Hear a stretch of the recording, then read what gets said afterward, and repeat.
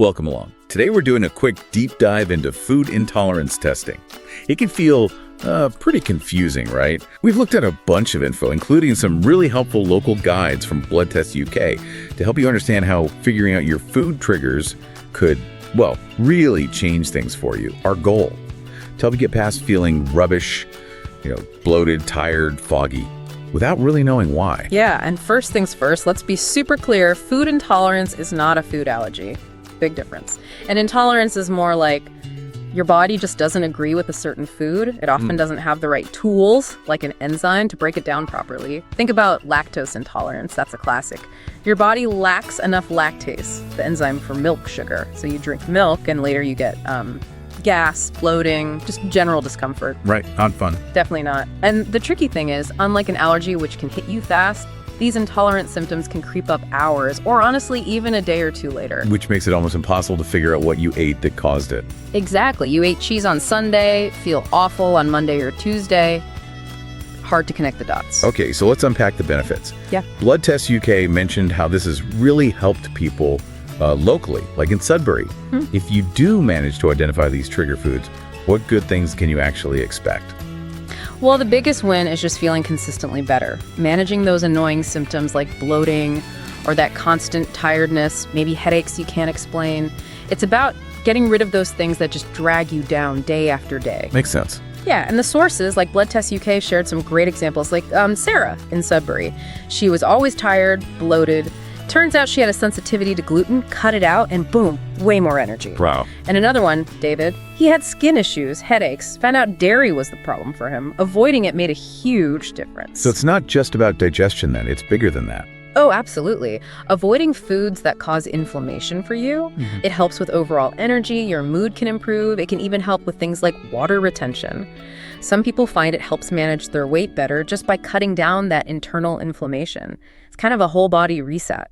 That sounds like a massive improvement. Okay, so if you want to find this stuff out, what are the options? What tests are actually available according to Blood Test UK's guides? Right. Making informed choices is key. There are a few main ways people investigate this. Okay, what are they? First up, there's the elimination diet. Basically, you stop eating a food you suspect for a while, see if you feel better. And you try it again? Yep, then you carefully reintroduce it and see if the symptoms come back. It takes time and effort, but it's generally seen as pretty reliable. The gold standard, really. Okay, what else? Then you've got blood tests, specifically looking for IgG antibodies. These are quite popular because, well, they seem quick and easy. One blood draw, lots of potential answers. I feel a but coming. Yeah, there's a but. Experts really debate how useful these IgG tests are for intolerance. The thing is, they show exposure to a food. So if you eat a lot of bread, you'll likely have high IgG for wheat. Does that mean wheat is causing your bloating? Maybe. Or maybe it just shows you eat bread. Okay, so it shows you ate it, not necessarily that it's the problem. Precisely. It's controversial. Some find it a helpful starting point to narrow things down. Others think it's not reliable for diagnosing intolerance itself. Good to know. Any other methods? Yeah, there are breath tests. These are usually for specific sugar issues like lactose or maybe fructose intolerance. You drink a special sugary drink and they measure gases in your breath over a few hours. High levels of certain gases suggest you're not digesting that sugar properly downstairs in your gut. Okay, that sounds quite specific. And Blood Test UK mentioned local options, like in Sudbury. What about cost? Yeah, people in places like Sudbury can often find testing locally, maybe at clinics like Sudbury Health Center or similar places. Cost varies a lot, though. You might pay around, say, £50 for a simple test, but it could go up to over £300 for more detailed testing, especially if it involves consultations. Depends on the test and the provider. Right.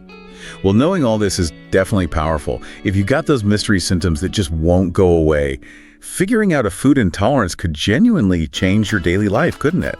Absolutely. It can be a game changer for feeling well. And one last thought for you listening. Remember that intolerances aren't always set in stone. They can actually change over your lifetime. Your gut health changes. Maybe you get sick. Your lifestyle shifts. Things can fluctuate. So just because a food bothered you once doesn't mean it always will. Or vice versa. So stay aware of your body. Exactly. Keep listening to your body. And of course, it's always smart to chat with a doctor or a registered dietitian before making any big dietary changes based on testing. Get that professional guidance.